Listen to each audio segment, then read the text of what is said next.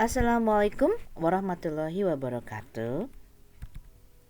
Hi, hello, welcome to my English class. Good to see you again. Today we are going to learn about another type of conditional sentence. But first, let me remind you on what we have already learned in our previous meeting. That's right. We have already learned about conditional sentence type 2. Okay, let me remind you on the sentence that we have already made together. Okay, ya. Kita akan mengulas kembali sedikit tentang pembelajaran kita di pertemuan sebelumnya, yaitu tentang conditional sentence tipe kedua. Oke, ini salah satu contoh kalimatnya ya. If someone pointed a gun at me, I would be very frightened. If someone pointed a gun at me, I would be very frightened. Do you still remember the pattern? Of course you do. Okay, now let's see. The sentence consists of if, and then subject, and then the verb to or past verb, and then you find again subject, but before that we put comma ya, ada koma sebelumnya. Kemudian subject and word and verb 1 or be1 ya, atau bentuk be yang pertama dan juga lanjutannya ya. If someone pointed a gun at me, I would be very frightened. If subject verb the second or past tense, and then comma, subject, would, and verb or infinitive. Now let's see ya. Kalimat if someone pointed a gun at me, I would be very frightened. Coba kita artikan dulu kalimatnya. Masih ingat ya? Seandainya seseorang menodongkan pistol kepadaku, saya pasti akan sangat takut. The sentence means that I am imagining the situation. Kalimat ini memiliki makna bahwa pada saat ini saya sedang imagining situation, membayangkan situasi saja pada saat kita berbicara. Coba ya, seandainya kalau ada seorang yang menodongkan pistol, pasti saya sangat takut. Jadi sesuatu hal yang sebenarnya tidak sedang terjadi, saya hanya mengada-ngada saja pada saat ini. Ya, ini yang disebut dengan conditional sentence tipe kedua. And now, let's see the following example situation. Let's see. Last month, Anne was ill. Tom didn't know this, so he didn't go to see her. They met again after Anne got better, and Tom said, "If I had known that you were ill, I would have gone to see you. If I had known that you were ill, I would have gone to see you."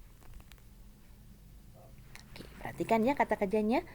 If ada had known, if I had known that you were ill, I would have gone to see you.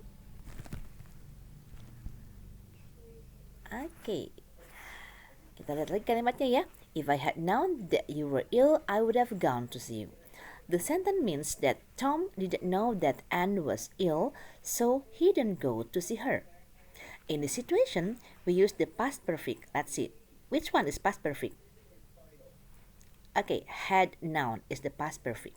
Yeah, it consists of had and known. Known is the past participle atau kata kerja ketiga dari kata know. And then kita kembali lagi sama seperti yang kemarin ya, ada subject and we see would have gone. Ya, ada kata would ditambah ada kata have dan juga kata kerja ketiga juga. If I had known that you were ill, I would have gone to see you. Nah, sekarang kita lihat pemahamannya dulu ya dari kalimat yang tadi ya. Nama sebelumnya. Take a look at the following table. Pay attention to the pattern and also the verb used. Perhatikan dulu tabel yang ada di sini. Perhatikan pola kalimatnya, masih ingat ya, dan juga kata kerja yang digunakannya. Ada if, ada subject, ada past perfect. Karena kita sekarang menggunakan past perfect. Apa itu past perfect? Ya, kata kerja yang tadi dari kata bantu had ditambah kata kerja ketiga atau juga been, to be ketiga. Ya, kemudian juga di kalimat lanjutan kalimat selanjutnya ada subject, ada future perfect. Kebetulannya kenapa sebut future perfect? Karena menggunakan kata would ditambah have ditambah verb ketiga. Atau juga kita bisa di sini menggunakan been juga atau to be ketiga. Kita lihat contohnya. If I had known that you were ill, I would have gone to see you. If I had known that you were ill, I would have gone to see you. Atau ada kalimat kedua saya tambahkan, if I had seen you when you passed me in the street, I would have said hello. Ya, if I had seen you when you passed me in the street, I would have said hello. Sorry, I forgot to put comma here. Ya, seharusnya tidak ada koma. Oke, mari kita lihat pemahamannya dalam bahasa Indonesia. Oke, bulan lalu Anne sakit dan Tom tidak tahu hal ini sehingga ia pun tidak pergi menjenguk Anne. Kemudian mereka bertemu saat Anne telah sembuh dan Tom berkata, if I had known that you were ill, I would have gone to see you. Andai saja saya tahu bahwa kamu sakit, saya tentu akan menjengukmu. Ya, atau seandainya saya tahu bahwa kamu sakit, saya tentu akan menjengukmu. Apakah ini dilakukan oleh Tom menjenguk Anne? Tentunya tidak. Tom hanya mengandaikan. Kemudian, contoh kalimat yang kedua. If I had seen you when you passed me in the street, I would have said hello.